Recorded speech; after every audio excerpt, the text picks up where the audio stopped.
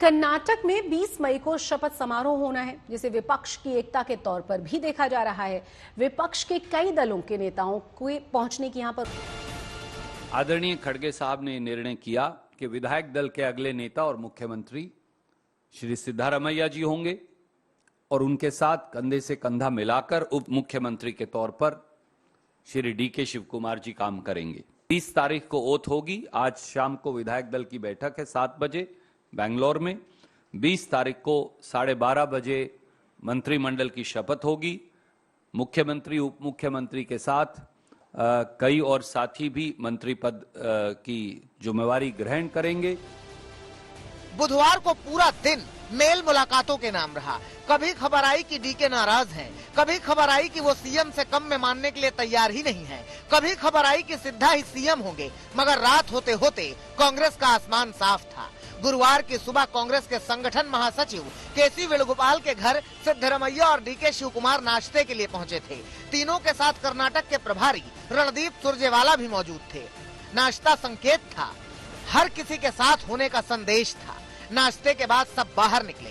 दोनों दिग्गजों के चेहरे पर सुकून नजर आया। गाड़ी में सिद्धरमैया आगे बैठे और DK शिवकुमार पीछे वाली सीट पर, और फिर कर्नाटक की कांग्रेस गाड़ी चल पड़ी।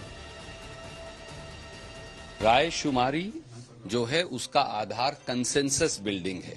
एक मॉडल पूरा देश देख रहा है, मोदी जी का है, जहां डिक्टेटरशिप से बात थोपी जाती है।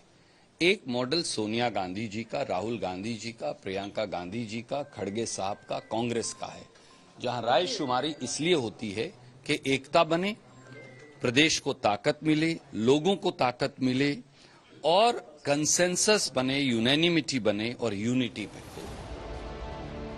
20 मई को शपथ ग्रहण समारोह होगा। सिद्धरमैया सीएम पद की शपथ लेंगे और DK शिवकुमार डिप्टी सीएम पद की। साथ में सिद्धरमैया कैबिनेट के दूसरे मंत्री भी होंगे। लेकिन लगता है कि कांग्रेस की मुश्किलें अभी खत्म नहीं हुई हैं। पार्टी ने अभी जो फैसला लिया है उस पर सवाल करने वाले भी फौरन सामने आ गए। राज्य में कांग्रेस के बड़े नेता और पूर्व डिप्टी सीएम G परमेश्वर ने पार्टी के फैसले में दलित एंगल डाल दिया।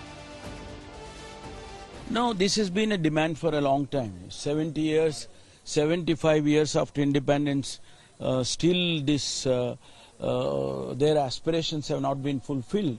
Naturally, they'll be disappointed if they are not considering a Dalit as a chief minister or even a deputy chief minister.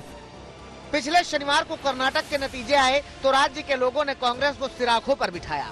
135 सीटें जिताकर पार्टी को पूर्ण बहुमत दिया। लेकिन कांग्रेस की मुश्किलों में इजाफा तब हुआ जब सिद्धरमैया और DK शिवकुमार दोनों सीएम बनने को लेकर अड़ गए। बेंगलुरु गए पार्टी के पर्यवेक्षकों ने विधायकों से बात की और लौटकर पार्टी अध्यक्ष को रिपोर्ट दी। फिर मल्लिकार्जुन खड़गे ने मोर्चा संभाला। राहुल गांधी के साथ एक बार, 2 बार, 3 बार, बार बैठक की, मगर नतीजा ढाक के 3 पार। आखिरकार सोनिया गांधी ने इस विवाद को खत्म करने का जिम्मा उठाया और आखिरकार सोनिया की बात DK ने भी मान ली। विनिंग टीम करके खड़गे साहब ने ट्वीट किया, खुद बीच में नजर आ रहे हैं। क्या किस तरह से मान मुनव्वर हुआ बताया गया? सोनिया गांधी ने भी फोन पर खड़गे साहब से बात की। देखिए, सोनिया गांधी जी हमारे पूर्व अध्यक्षा हैं। 20 साल इस पार्टी को उन्होंने आला कमान के तौर पे काम किया है। और हमारे राहुल गांधी जी हैं, वो भी परसों आके खड़गे साहब से मिलके 1.5-2 घंटे वार्तालाप किए, बातचीत हुई उनकी। और राहुल गांधी जी को जाके सिद्धरामैया साहब मिले, DK शिवकुमार साहब मिले। अब जाहिर सी बात है, सारे कंसल्टेशंस होने के बाद में ही एक डिसीजन होगा। कल देर रात में ये डिसीजन हुआ है। फिलहाल तो विवाद थम गया है, मगर ये विवाद कब तक थमा रहता है कुछ कह नहीं सकते, क्योंकि यही डिप्टी वाला फॉर्मूला राजस्थान और छत्तीसगढ़ में फेल हो चुका है। TS सिंहदेव और भूपेश बघेल की लड़ाई सामने है।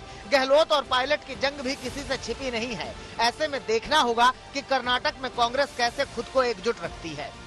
बेंगलुरु से सगय राज और दिल्ली से मौसमी सिंह के साथ आज तक ब्यूरो।